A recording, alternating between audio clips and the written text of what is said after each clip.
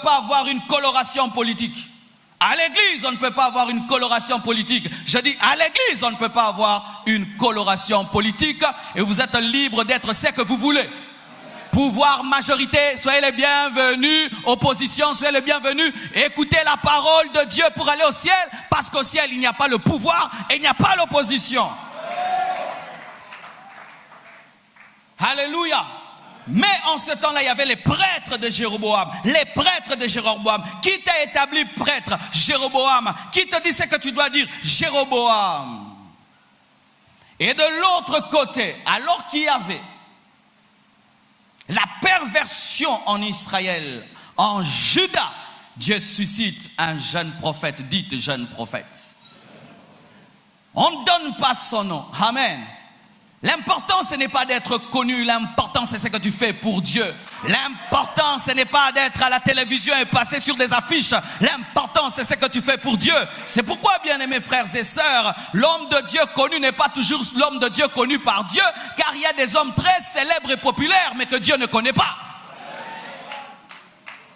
Un jeune homme inconnu sort de Juda, il va jusqu'en Israël. Faire quoi? Maudire et juger. Que Dieu nous donne des serviteurs de Dieu courageux. Que Dieu nous donne des prophètes courageux. C'est pourquoi moi je dis, un prophète qui est très aimé n'est pas un prophète. Un prophète, on ne l'aime pas. Un prophète, on ne l'aime pas. Je vous dis la vérité. Si tu es vrai prophète, on ne t'aimerait pas. Vous, les prophètes très aimés, vous êtes des faux prophètes et je vous regarde. Vous êtes des faux prophètes. Vous êtes des faux prophètes. Je vous regarde, vous êtes des faux prophètes. Pasteur, est-ce que tu peux nous inviter tel prophète? Un prophète, il va se tenir ici, il va voir toutes vos adultères. Un prophète, il va se tenir ici, il va voir ce que tu as fait samedi dans la boîte de nuit. Un prophète, il se tient ici, il va révéler tes péchés. Lorsqu'un prophète est réclamé, Dieu l'a rejeté. Lorsqu'un prophète est réclamé, Dieu l'a rejeté. Vous qui voulez être des prophètes aimés, déjà vous êtes déviés. Déviés dès le départ. Déjà tu es dévié. Le jeune prophète arrive, il entre là où il y a des faux cultes. Et il maudit l'autel établi par le roi Jéroboam. Il dit, autel, autel, tu seras renversé. Il maudit le roi et il maudit qui? Il maudit les prêtres établis par le roi. Et pendant qu'il est en train de maudire, le roi qui a l'habitude de manipuler les hommes de Dieu, il ne sait pas que là quelqu'un est différent. Toi qui manipules les hommes de Dieu, un jour tu rencontreras un vrai. Toi qui manipules les hommes de Dieu, un jour tu rencontreras un vrai. Bien-aimé, toi qui touches à la photo du feu, un jour tu rencontreras le vrai feu. Le vrai feu. Ce jour-là, il pensait qu'il avait affaire à n'importe qui, mais il avait affaire à un vrai serviteur de Dieu. Et vous allez remarquer ceci. Le vieux prophète est appelé prophète, mais jamais n'est appelé homme de Dieu. Mais le jeune prophète est appelé prophète et homme de Dieu, car il y a une différence entre un homme de Dieu et un prophète de Dieu. Un prophète de Dieu sert Dieu, mais un homme de Dieu craint Dieu, le Dieu qu'il sert. Je préfère être un homme de Dieu que d'être un prophète de Dieu, car tout homme de Dieu est un prophète de Dieu, mais tout prophète de Dieu n'est pas un homme de Dieu. Es-tu homme de Dieu ou prophète de Dieu? Es-tu homme de Dieu ou prophète de Dieu? Es-tu homme de Dieu ou serviteur de Dieu? Lorsque tu es un homme de Dieu, tu es sanctifié, consacré, tu marches selon la parole du Dieu que tu sers. Mais quand tu es seulement serviteur de Dieu, tu fais les choses de Dieu, mais peut-être tu n'as pas le Dieu que tu sers. Lorsqu'on a beaucoup pilé le piment dans un mortier, il a l'odeur du piment et des fois il est pimenté mais il n'y a pas de piment. Et il y a des gens qui sont comme des mortiers. Dieu était passé par là mais il n'est plus. Ils sont comme des personnes qui ont vendu le poisson. Il y a l'odeur du poisson mais il n'y a pas de poisson. Ils sont comme des congélateurs abîmés mais qui ressemblent à des congélateurs. Mais si tu mets la nourriture pourrit. Es-tu prophète ou saint homme de Dieu? Saint homme de Dieu, saint homme de Dieu. Saint homme de Dieu. Parmi les serviteurs de Dieu, il y a les hommes de Dieu et les serviteurs de Dieu. Point. Alléluia. Et il maudit l'autel. Lorsqu'il maudit l'autel, le roi vient comme d'habitude vouloir diriger. Et lorsqu'il lève la main sur le jeune prophète afin de le faire arrêter, la Bible nous dit sa main est devenue sèche. J'aime le surnaturel. J'aime le surnaturel.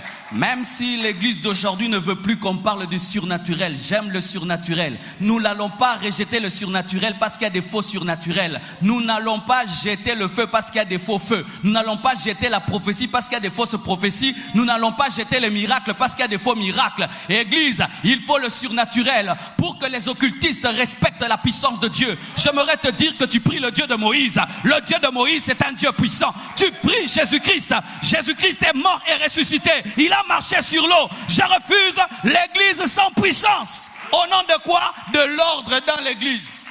C'est bien que les gens vomissent des fois. C'est bien que les gens vomissent des fois. Je dis, c'est bien que les gens vomissent des fois et que les démons crient Nabimi, Nabimi. C'est bien. Que d'avoir tout le temps des cultes calmes, Les sorciers aiment les cultes calmes. Les magiciens aiment les cultes calmes. C'est pourquoi ils remplissent les églises calmes. Et ils aiment s'asseoir devant dans les églises calmes. Mais s'il vient ici, on repère la moto. Oh, donne-moi un amen, donne-moi un amen, donne-moi un amen. Il faut le surnaturel. Il lève la main naturellement et sa main rencontre la main de Dieu et Dieu sèche sa main. La main royale est séchée.